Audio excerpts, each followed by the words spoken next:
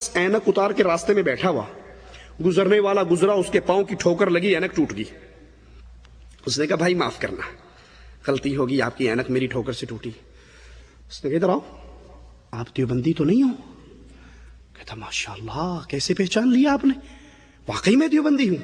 کہا کوئی بریلوی ہوتا نا یہ اینک جڑوا کے دیتا، معافی مانگ کے جاتا، آپ نے جڑوا کر نہیں دی، کم از کم معافی تو مانگی نا۔ اور اگر کوئی سلفی وہابی اہل حدیث ہوتا وہ توڑنے کے بعد کہتا بے وقوف یہ رکھنے کی جگہ ہے، پاگل یہاں اینک رکھتے ہیں، پیچھے کر اپنی اینک کو۔ وہ توڑ کے بھی جاتا، دو سنا کر بھی جاتا۔ حقیقت بھی یہی ہے۔ اب آئیے ذرا اس کے اسباب پر غور کریں، آخر کیا وجہ ہے، یہ سختی اتنی کیوں ہے؟ اس کی وجہ یہ ہے کہ شیطان سب سے پہلے قبر پرستوں کے پاس آیا اور ان سے کہا اس مردے کو علی حجویری کو داتا کہو، اسلام آباد والے کو بری امام کہو، مانسیرے والے کو حکومت بانٹنے والا کہو، اجمیر والے کو غریب نواز، بندہ پرور کہو۔ اب اس نے قبر پرستوں سے کون سا کام کروایا؟ شرک اکبر کا، شرک اکبر کا کام کروایا۔ جب انسان شرک اکبر میں ملوث ہو جائے، شرک اکبر کرنے والا ہر سال حج کرے، ہر ہفتے عمرہ کرے، ہر 3 دن میں قرآن ختم کرے، جو مرضی کر لے، جب مرے گا سیدھا کہاں جائے گا؟ جہنم کے اندر۔ اب کیا شیطان کو قبر پرستوں کے اخلاق خراب کرنے کی ضرورت ہے؟ نہیں ہے۔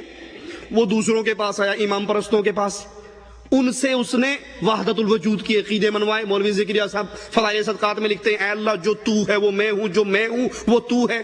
یہ تصوف کا گمراہ ترین عقیدہ انہوں نے آ کے ان سے منوا لیا، چلت پھرت والوں سے۔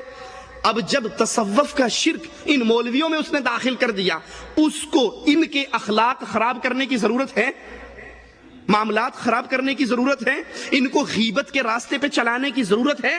نہیں ہے۔ کیوں؟ ان سے بھی اس نے شرک اکبر کسی اور صورت میں کروا لیا اور راہ مستقیم سے ہٹا دیا۔ وہ مرزائیوں کے پاس گیا، ان سے کہا یہ جو قادیان میں بھینگا، قادیان کا بھینگا کالا جو ہے نا، اس کو رسول مان لو، یہ سٹپنی رسول ہے، اصل رسول محمد صلی اللہ علیہ وسلم ہے، یہ بعد میں کام چلانے کے لیے ہے، اس کو بھی مانو۔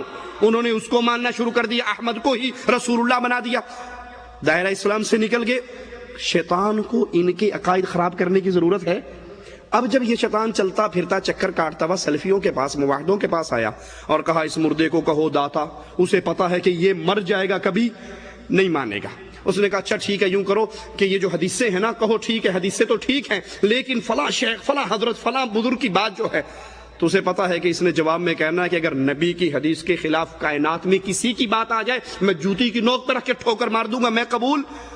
تو یہاں بھی خراب نہیں کر سکا۔ اب اس نے سوچا کہ یہ بڑی بڑی خرابیاں تو اس میں پیدا ہوئی نہیں، لہذا اب اس کے لیے اس کا اخلاق خراب کرو، اس کے اندر غیبتیں ڈالو، ان کی آپس میں لڑائی، اختلاف، افتراق ڈالو۔ اور میں یقین سے کہتا ہوں آپ سارے گمراہ فرقوں کو دیکھ لیجئے، ان میں وہ اختلاف، وہ انتشار نہیں ہوگا جو اہل توحید میں آپ کو نظر آئے گا۔ کیوں؟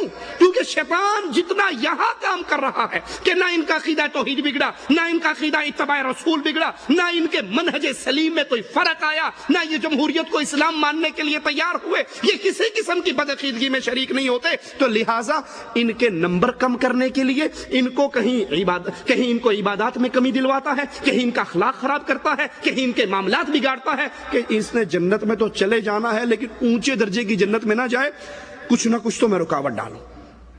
تو اللہ کے نبی صلی اللہ علیہ وسلم کی شان کیا ہے؟ مالک فرماتا ہے ہم نے اپنے نبی کو بھیجا، کیوں؟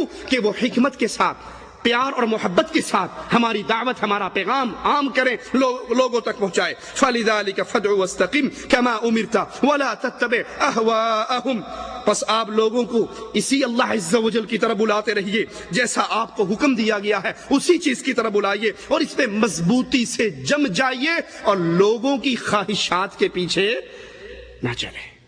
اہل ایمان جب بھی چلتے ہیں وہ اللہ عز و جل کے حکموں کی اتباع کرتے ہیں، وہ کسی کی خواہش، کسی کے سوچ، کسی کے خیال کو دین نہیں بناتے، دین صرف اتنا ہی مانتے ہیں جتنا عرش والے اللہ عز و جل نے نازل کیا ہے۔ اب جس دور میں رسول اللہ صلی اللہ علیہ وسلم مبعوث ہوئے، آپ تشریف لائے، اس دور کی کیفیت کیا تھی؟ اس دور کے حالات کیا تھے؟ بگڑا ہوا زمانہ، بگڑا ہوا دور، بگڑے ہوئے لوگ۔ زمانے سے مراد یہاں اس وقت کے رہنے والے، وگرنہ زمانہ اللہ عز و جل ہے، لیکن اس دور میں جو لوگ تھے ان کی اخلاقی کیفیت، ان کے معاملات، ان کی سیاسی کیفیت تمام کی تمام پرلے درجے کی گمراہی کا شکار ہو چکی تھی۔ کبھی پانی پینے پلانے پہ جھگڑا، کبھی گھوڑا آگے بڑھانے پہ جھگڑا۔ کیفیت یہ تھی اپنی بیٹی کو، اپنے نطفے کو، اپنے لختے جگر کو لوگ زندہ زمین میں درگور کر دیا کرتے تھے۔ ایک شخص کا واقعہ حدیث میں آتا ہے، اس نے ہاتھ بڑھایا اللہ کے نبی کے پاس آ کر بیعت کرنے کے لیے، اور پھر اپنے ہاتھ کو پیچھے کھینچ لیا۔ نبی نے کہا تو نے ہاتھ آگے بڑھایا پھر واپس کیوں کھینچا؟ کہا ہے اللہ کے نبی صلی اللہ علیہ وسلم مجھے اپنا گناہ یاد آیا۔ آپ نے پوچھا ایسا کون سا گناہ ہے؟ کہتا ہے اگر میں اسلام لے آؤں اور میرا یہ گناہ معاف ہو جائے تو پھر تو لے آتا ہوں، اور اگر یہ گناہ ویسے کا ویسے رہتا ہے تو میرا گناہ بڑا شدید ہے۔ آپ پوچھتے ہیں ساتھی وہ گناہ کیا ہے؟ یہ کہتا ہے اللہ کے نبی 7 بیٹیوں کو میں نے اپنے ہاتھ سے زمین میں زندہ درگور کیا، اور آخری بیٹی کا قصہ سناتا ہے کہ میں سفر پہ تھا، پیچھے بیٹی پیدا ہوئی، میری بیوی نے اس ڈر سے کہ پہلیوں کو بھی مار چکا ہے اس کو بھی مار دے گا کسی اور کے حوالے کر دی۔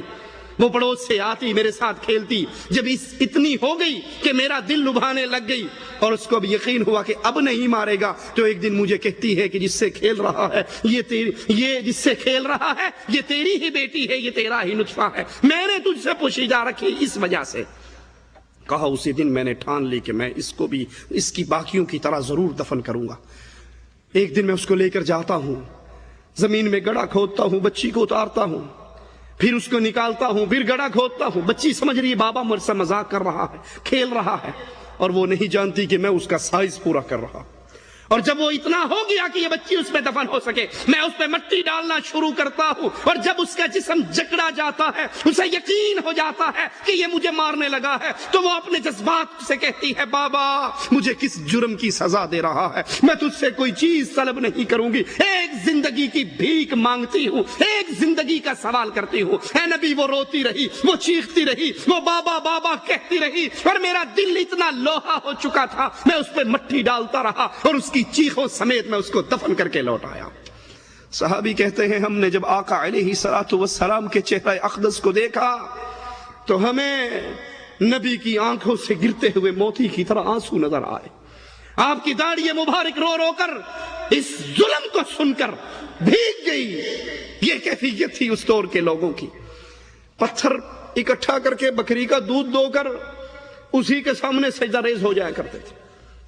ایک شخص کے بچے مسلمان ہو گئے، باپ ان کا اپنے گھر کے اندر بت رکھ کے اس کی عبادت کرتا تھا۔ سوچا بابا کو کیسے سمجھائیں، بڑی دعوت دی، نہ مانا، تو پریکٹیکل دعوت دینے کا آغاز کیا۔ بابا کو گھر نہ پایا، اس بت کو اٹھایا جا کر باہر کچرے پہ پھینکا۔ وہ واپس آیا، اس کو بابا جی نظر نہیں آئے، بڑا پریشان ہوا، باہر نکلا، ڈھونڈتا دیکھا تو کچرے پر پڑا تھا۔ اٹھا کر اس کو عرق غلاب سے غسل دے کر پھر اس کی جگہ پہ سجا دیا۔ ہمارے ہاں بھی عرق غلاب سے غسل چلتے ہیں یا نہیں چلتے ہیں؟ 2.5 من عرق غلاب سے فلاں کی قبر کو غسل، فلاں کی قبر کو غسل، فلاں کی قبر، یہ پرانے دور کی باتیں ہیں، آج کی نہیں۔ یہ زمانہ جاہلیت سے یہ شرک چلتا آ رہا ہے۔ کہا اگلے دن ہوا بچوں نے پھر اٹھا کے دور پھینک دیا۔ 2-3 دفعہ جب یہ اٹھا کر بابا جی کو گھر میں لاتا رہا، تنگ آ گیا، تلوار لا کے رات کو اس کے قدموں میں رکھ دی کہ میں بڑا اوکھا ہو گیا ہوں، جیڑا آوے نہ آپ پہ نبڑی، میں اٹھا کے تجھے لا رہا ہوں۔